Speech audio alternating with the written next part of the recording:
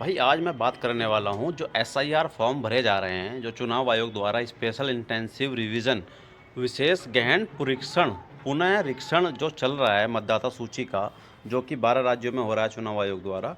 तो उसमें एक मैं भी आज एक न्यूज़ देख रहा था भाई, आपको भी मैं दिखा देता हूँ कि किसी ने तो इस्तीफ़ा दे दिया है, कोई भाई सुसाइड कर रहा है, कोई जॉब छोड़ के जा रहे हैं। तो भाई पहली बात तो ये कि जीवन अनमोल है, नौकरी जीवन से ज़्यादा मूल्यवान नहीं है। तो जो भाई ऐसे कदम उठा रहे हैं वो एक मानसिक दबाव के कारण, अगर वो इस काम को नहीं झेल पा रहे हैं तो भाई जीवन तो बड़ा मूल्यवान है। तो ऐसे कार्य ना करें, ऐसा कोई भी कदम ना उठाएं।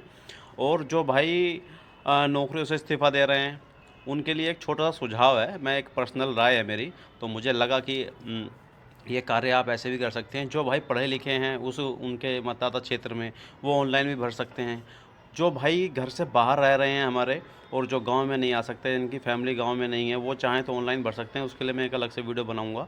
मैंने भी क्योंकि खुद ही ऑनलाइन अपना फॉर्म खुद ही भरा है।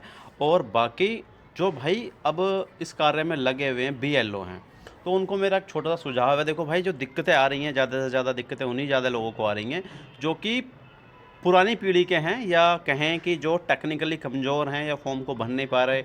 या हो सकता है किसी भाई के मतदाता सूची में ज़्यादा संख्या हो, भाई किसी के पास तो 700 800 900 फॉर्म आ रहे हैं और किसी के पास आ गए 2000 3000। लेकिन मुझे उम्मीद है कि जहाँ पे जिस मतदाता केंद्र पर 2 से 3000 या 5000 या 10,000 वोट होंगे, वहाँ पे ज़रूर बीएलओ भी 3 से 4 होंगे। एक बीएलओ को तो इतना कार्य दे नहीं रखा होगा।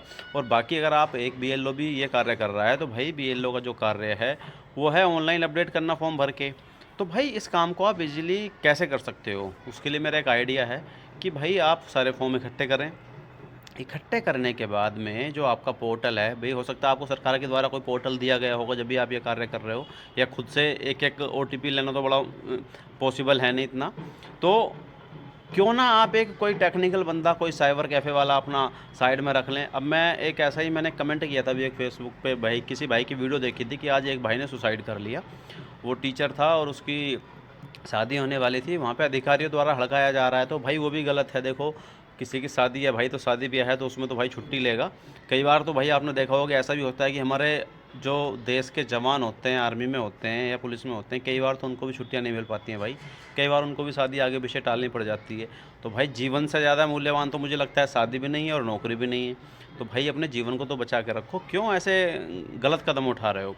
बाकी भाई देखो, मैं आपको दिखा देता हूँ। जैसे कि न्यूज़ में अगर आप डालोगे ना बीएलओ के ऊपर से, आज की डेट में आप बीएलओ की न्यूज़ डालोगे तो सरकार के द्वारा भी कार्रवाई की जा रही है कि लापरवाही, एसआईआर में लापरवाही पर बीएलओ निलंबित। ये भोपाल की न्यूज़ है। बरेली में बीएलओ ड्यूटी के दौरान शिक्षक की मौत। ठीक है भाई, इतनी सारी न्यूज़ आपको मिल जाएंगी। एसआईआर पर बवाल। और भाई ये इस तरह से भी लोगों के साथ परेशानी हो रही है कि तुम कल आना, पुरुष नहीं है घर में, महिलाएं नहीं खोलती दरवाजे। तो भाई बीएलओ के साथ भी दिक्कत आ रही है। ऐसी बात नहीं है कि कहीं पे बीएलओ परेशान नहीं है, वो भी पूरी मेहनत कर रहे हैं, वो भी परेशान है। लेकिन भाई जीवन अनमोल है, इसमें ऐसे कदम ना उठाएं जो कि आपके जीवन को ही आप ख़त्म कर रहे हैं। वो बहुत गलत चीज़ है।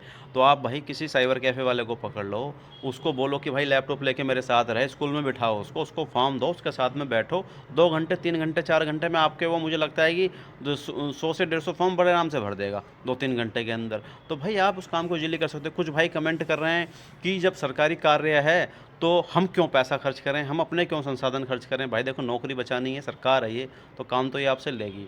और भाई स्कूल वाला काम तो सरकार को मतलब है नहीं कि हमारे यूपी में हो या किसी भी राज्य में हो जहाँ पे भी ये काम चल रहा है, कि सरकारी स्कूलों की हालत क्या है, बिल्डिंगें कैसी हैं, या वहाँ पे 4 बच्चे पढ़ रहे हैं कि नहीं पढ़ रहे हैं, उससे मतलब नहीं है उनको कि पढ़ाई लिखाई से। तभी तो आज की डेट में प्राइवेट स्कूल खुले पड़े हैं इतने। तभी तो आप देखो कि भाई जो आज की डेट में गाँव में कोई भी अपने बच्चे सरकारी स्कूल में पढ़ाना नहीं चाहता है। कोई भी गांव देहात में अपने बच्चे जो मजबूरी में है, जिसके पास में संसाधन कम है, जिसके पास पैसा नहीं है, फीस नहीं दे सकता, उसकी तो बेचारे की मजबूरी कि सरकारी स्कूल में पढ़ा रहा है। वरना तो 95% परिवारों के बच्चे प्राइवेट स्कूल में पढ़ते हैं। एक भी अधिकारी का बच्चा आपको सरकारी स्कूल में पढ़ता हुआ नहीं मिलेगा। तो ये तो सरकार की कुछ कमियां भी हैं भाई। देखा जाए तो सरकार सबसे पहले तो ये जितने सरकारी कर्मचारी हैं, इनके बच्चों को सरकारी स्कूल में भर्ती करना शुरू करे। लेके एसडीएम से बीएलओ से और जितने भी डीएम तक है ना, और आईएएस पीसीएस हैं, सभी सरकारी स्कूलों में सभी के बच्चों को इनको सरकारी स्कूलों में भर्ती करना शुरू करें, फिर देखो सरकारी स्कूलों की जो हालत है वो कैसे बदलती है। तो भाई कहना वही है मेरा कि भाई ऐसे कदम मत उठाओ। ये जो एसआईआर फॉर्म भरने की समस्या है, इससे आप अगर दिमाग लगाओ तो निजात पा सकते हो। किसी साइबर कैफ़े वाले को पकड़ो, थोड़े पैसे उसको दो और उससे करा लो काम। भाई काम कौन नहीं कर पा रहा? या तो जो बुजुर्ग हो गए हैं या जिसको उसकी नॉलेज नहीं हो। जो काम करने वाला बंदा भाई वो हर जगह काम करेगा। मैं ये भी कहूँगा कि भाई आप उनको देखो जो 8-8 घंटे की 8-8 हज़ार की नौकरी में 12-12 घंटे 14-14 घंटे गार्ड की नौकरी करते हैं या कहीं ऑपरेटर की नौकरी करते हैं और या कहीं पे पैकिंग की नौकरी करते हैं प्राइवेट में, या 15-20 हज़ार की नौकरी में पूरा दिन कैमरे की नज़र में कॉलिंग पे काम करते हैं। जो न जाने कितने टेलीकॉलर बने हुए हैं, न जाने कितने लोग कॉल सेंटर में जॉब कर रहे हैं। तो उनको देखो भाई, प्राइवेट वालों को जो 20 हज़ार के लिए पूरा दिन कैमरे की नज़र में रहते हैं, 9 बजे से लेकर शाम के 6 बजे तक 10-10 घंटे नौकरी करते हैं। तो भाई वो भी लोग भी कार्य करते हैं।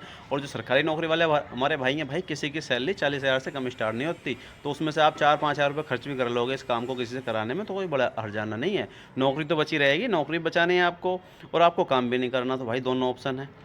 क्योंकि जो भाई काम नहीं कर पा रहा है या जिनसे हो नहीं पा रहा है, तो वही इस कदम को उठा रहे हैं। भाई कितने हज़ारों सैकड़ों लाखों टीचर हैं, सभी तो इस कदम को नहीं उठा रहे हैं। जो कमज़ोरी की वजह से टूट गए हैं या जो इस कार्य के बोझ को नहीं झेल पाए, वो भाई ऐसा कदम उठा रहे हैं। तो भाई ऐसा ना करो।